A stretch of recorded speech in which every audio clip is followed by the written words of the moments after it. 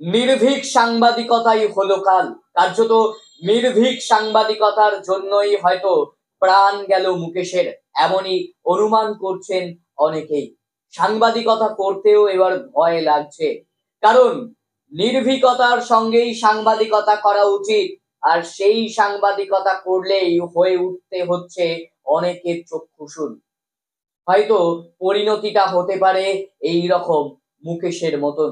আজ আমরা এই রকম এক সাংবাদিককে নিয়েই কথা বলবো, নির্ভীকতার জন্যই যার প্রাণ গেল বলে অনুমান করা হচ্ছে।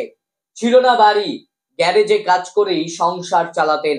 নির্ভীক সাংবাদিকতাই কাল হলো ছত্রিশগড়ের মুকেশের। গত ৩রা জানুয়ারি বিজাপুরের এক ঠিকাদারের বাড়ির সেপটিক ট্যাঙ্ক থেকে মুকেশের দেহ উদ্ধার হয়। তার মৃত্যু ঘিরে তোলপাড় ছত্রিশগড়। ইতিমধ্যেই 4 জনকে গ্রেপ্তার করেছে পুলিশ। নির্ভীক সাংবাদিকতার জন্যই অনেকের নজর কেড়েছিলেন এই মুকেশ। একেবারে কোনো ভয় ডর ছিল না তার মধ্যে, এমনটাই জানাচ্ছেন তার আত্মীয় স্বজন, তার বন্ধু বান্ধব সকলে। সারা জীবন ভয় না পেয়ে চোখে চোখ রেখে প্রশ্নটা করে গেছেন এই মুকেশ। মুকেশ ভয় ডর না পেয়ে ছুটে গেছেন সত্যের সন্ধানে। আসল সত্যটা মাটির গর্ত থেকে খুঁজে বার করেছিলেন মুকেশ, আর তার জন্যই কার্যত কি এই প্রাণ যেতে হলো। খবরটা করতে গিয়ে গায়ে কাঁটা দিয়ে উঠছে, গা শিউরে উঠছে যে নির্ভীক কথার জন্যই প্রাণ যেতে হলো এমন একজন সাংবাদিকের। এমনটা কিন্তু অনুমান করা হচ্ছে, এটা সত্য কিনা জানা যায়নি।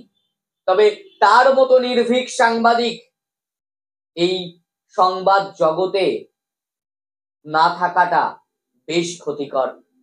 যেমন সঙ্গীত জগতের কেউ মারা গেলে বলা হয় সঙ্গীত জগতে নক্ষত্র পতন, ঠিক তেমনি সাংবাদিকতার জগতেও বলা চলে এক নক্ষত্র পতন এই মুকেশের মৃত্যুতে। আবার অনেকের চক্ষুশূল হয়ে উঠেছিলেন মুকেশ। মুকেশের পরিচিত এবং ঘনিষ্ঠরা বলছেন ভয় ডর ছিল না তার। বেশ কয়েকবার তার উপর হামলাও হয়, কিন্তু তারপরেও সত্য উদ্ঘাটনের জন্য ছুটে গিয়েছেন বারবার। হামলাকে ভয় পায়নি, ছুটে গিয়েছেন সত্যের জন্য। রয়্যাল বাংলাও ভয় পাবে না। মুকেশের মতন হতে না পারলেও মুকেশের দেখানো পথেই হেঁটে যাবে রয়্যাল বাংলাও। ভয় ডর পাবো না, হুমকিতে ভয় পাবো না আমরা, কয়েকবার হামলাতেও ভয় পাবো না। মুকেশের মতন লড়াইটা করে যাব। সত্য উদ্ঘাটনের জন্য তিনি ছুটে বেরিয়েছেন কখনো বিজাপুর, কখনো বস্তারে। বস্তার বিজাপুরের অনেক দুর্নীতি এবং অপরাধের পর্দা ফাঁস করেছিলেন এই মুকেশ, আর তার জন্যই কি কার্যত কোথাও গিয়ে প্রাণটা যেতে হলো।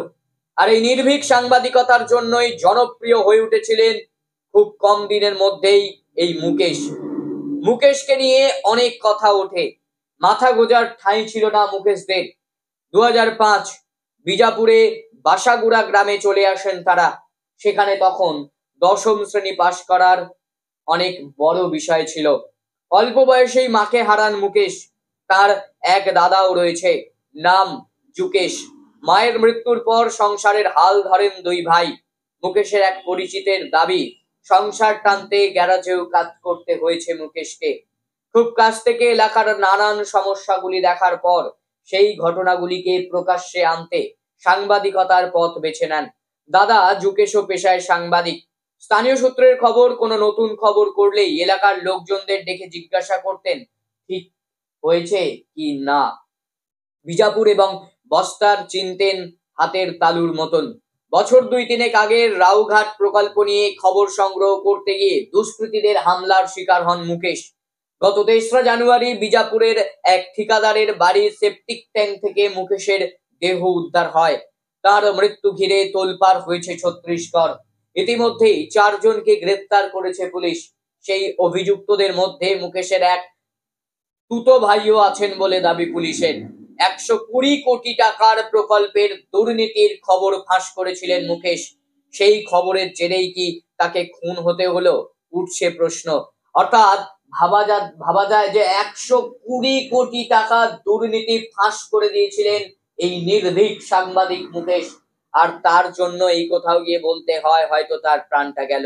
মুকেশের এক ঘনিষ্ঠের দাবি, সাংবাদিকতার আসার পর তিনি বলেছিলেন, বস্তারের এমন অনেক ঘটনা রয়েছে যেগুলি সংবাদ মাধ্যমগুলিতে কাটছাট করে দেখানো হয়।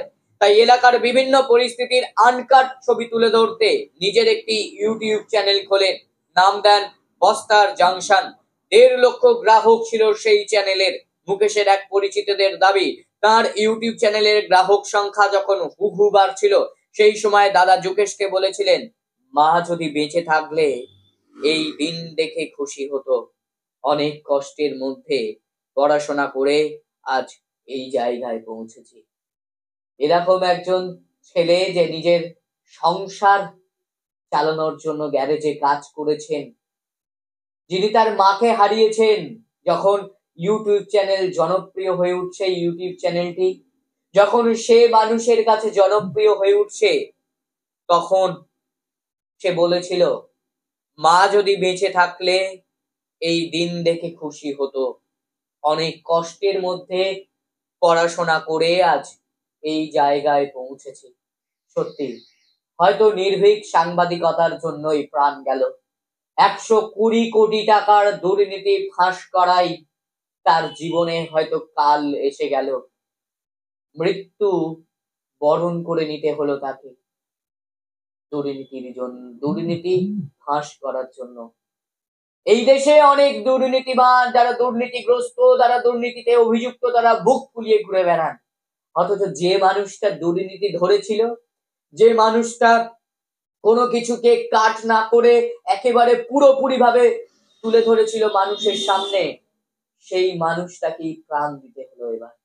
মুকেশ নির্ভীক সাংবাদিকতাই যার জীবনে কাল হয়ে গেল। ছিল না বাড়ি, গ্যারেজে কাজ করেই সংসার চালাতেন। সেই সাংবাদিককে হারিয়ে শোকস্তব্ধ রয়্যাল বাংলা। মুকেশের আত্মার চিরশান্তি কামনা করি এবং তার বিদেয়ী আত্মারও চিরশান্তি কামনা করে রয়্যাল বাংলা। মুকেশ হয়তো চিরশান্তির ঘুমে দেশে পাড়ি দিয়েছে, যে ঘুম ঘুমালে আর কখনোই ফিরে আসা যায় না। তবুও বলতেই হয়, মুকেশ যেখানেই থেকো ভালো থেকো। হয়তো তোমার মতো নির্ভীক হয়ে উঠতে পারবো না, তবুও তোমার দেখানো পথেই আগামীতে পথ চলবো। এতক্ষণ ধরে রয়্যাল বাংলা স্টুডিও থেকে আপনাদের সঙ্গে আমি ছিলাম সন্দীপন। আরো নানান খবরের আপডেট পেতে চোখ রাখুন শুধুমাত্র রয়্যাল বাংলার পর্দায়।